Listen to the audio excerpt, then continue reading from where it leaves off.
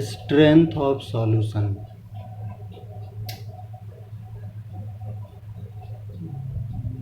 पिछली बार हम लोग सॉल्यूशन के बारे में बात किए थे, सॉल्यूशन का इंट्रोडक्शन देखे थे। तो अब इस चैप्टर में हमको सॉल्यूशन के बारे में पढ़ना है। सबसे पहला टॉपिक हम डिस्कस करेंगे इसमें स्ट्रेंथ ऑफ सॉल्यूशन। सॉल्यूशन के स्ट्रेंथ से मतलब है जब हम किसी सॉल्यूशन को प्रिपेयर करना चाहते हैं तो हम दो कंपोनेंट लेते हैं, एक सॉल्वेंट लेते हैं। जैसे एग्जांपल हम यहाँ पर वाटर लिए, वाटर एक सॉल्वेंट है। हम सॉल्यूशन बनाना चाहते हैं, किसी न किसी सॉल्यूट को इसमें ऐड करना होगा। हम इसमें कोई सॉल्यूट ऐड करना चाहें, जैसे हम इसमें शुगर को ऐड करना शुरू किए। सॉल्वेंट का हम एक फिक्स अमाउंट लिए।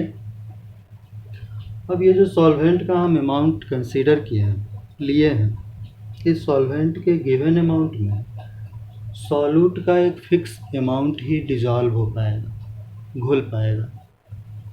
जैसे हम पानी, अगर 1 लीटर पानी हम लिए, उसमें हम चीनी को डिजॉल्व करना शुरू किए।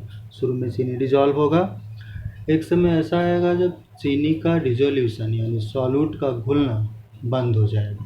हम कोई भी सॉल्यूट लें, शुगर लें, यूरिया लें, ग्लूकोज लें, कोई भी सॉल्यूट लें, एक टाइम के बाद सॉल्वेंट में सॉल्यूट का डिजोल्यूशन बंद हो जाए। मतलब इस सॉल्वेंट में सॉल्यूट के जितने अमाउंट को डिजॉल्व करने की एबिलिटी थी, क्षमता थी, उतना डिजॉल्व कर चुका। अब और डिजॉल्व करने की एबिलिटी नहीं है। मतलब अब हम इसको इस तरीके से देखें इस बात को, किसी सॉल्वेंट का गिवन अमाउंट अपने अंदर, या फिर हम इसको ऐसे कहें कि किसी सॉल्वेंट का यूनिट अमाउंट अपने अंदर किसी गिवन सॉल्यूट के जितने अमाउंट को डिजॉल्व कर सकता है, that amount of solute is called strength of solution. जैसे हम बात करें, जैसे अगर हम यहाँ पर 1 लीटर पानी लिए, हम इसमें शुगर को डिजॉल्व करना शुरू किया, डिजोल्यूशन शुरू हुआ, घुलते घुलते 100 ग्राम शुगर को डिजॉल्व कर लिया, लेकिन अब इसमें डिजोल्यूशन बंद हो गया। अब और शुगर का डिजोल्यूशन नहीं हो रहा, घुलना बंद हो चुका है। मतलब हम यहाँ पर ये कहेंगे कि यहाँ पर इस सॉल्वेंट का स्ट्रेंथ 100 ग्राम पर लीटर है। मतलब अगर हम 1 लीटर सॉल्वेंट लिए हैं, यानी 1 लीटर पानी लिए हैं, तो ये 1 लीटर सॉल्वेंट अपने अंदर इस सॉल्यूट के 100 ग्राम को डिजॉल्व कर सकते हैं। हम बोलेंगे कि सॉल्यूशन का स्ट्रेंथ 100 ग्राम पर लीटर है।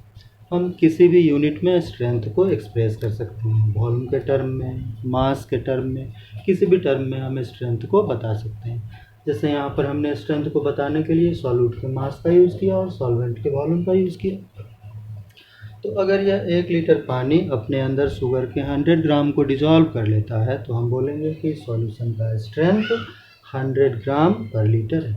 That is called strength of solution. मतलब इसे अगर हम डिफाइन करना चाहें तो हम इसे ऐसे कहेंगे, unit the amount of solute, solute का वो amount which can be dissolved in, जो घुलाया जा सकता है, in unit amount of solvent is called strength of solution.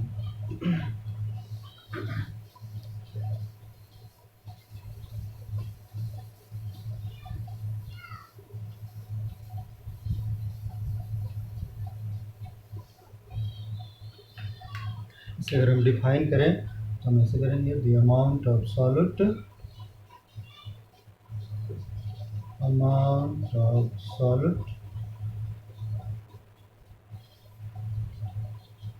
which can be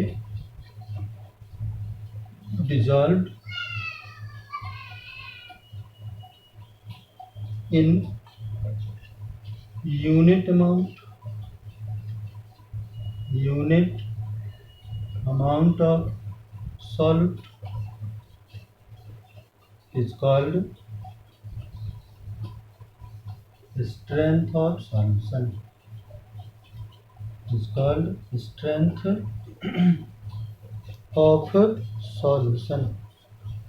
किसी सॉल्वेंट का यूनिट अमाउंट, किसी विलायक की इकाई मात्रा अपने अंदर किसी सॉल्यूट के जितने अमाउंट को घुला सकता है, सॉल्यूट के जिस मास को या जिस अमाउंट को डिजॉल्व कर सकता है, that amount is called strength of solution.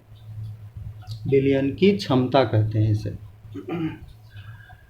अब किसी सॉल्यूशन के स्ट्रेंथ को एक्सप्रेस करने के लिए, जैसे अभी हम जो एग्जांपल सॉल्यूशन का लिए थे उसमें हम एक्सप्रेस किए स्ट्रेंथ को ग्राम पर लीटर में. तो ग्राम पर लीटर एक पैरामीटर हुआ, एक स्केल हुआ. किसी भी फिजिकल क्वांटिटी को एक्सप्रेस करने के लिए हम किसी न किसी पैरामीटर का यूज़ करते हैं, किसी स्केल का यूज़ करते हैं. जैसे मास को एक्सप्रेस करना है, वॉल्यूम को एक्सप्रेस करना है, टेम्परेचर, प्रेशर, सारे फिजिकल क्वांटिटी को एक्सप्रेस करने के लिए हम किसी न किसी स्केल का यूज़ करते हैं. सिमिलरली सॉल्यूशन के स्ट्रेंथ को बताने के लिए, किसी सॉल्यूशन की कितनी क्षमता है, यानी वो सॉल्यूशन अपने अंदर कितने सॉल्यूट को डिजॉल्व किया है या कर सकता है, इस स्ट्रेंथ को बताने के लिए हम कुछ स्केल्स का यूज़ करते हैं, कुछ पैरामीटर्स का यूज़ करते हैं. अब हम उन स्केल्स के बारे में बात करेंगे, उन पैरामीटर्स के बारे में बात करेंगे. इसको हम ऐसे लिखें, to express the strength of solution,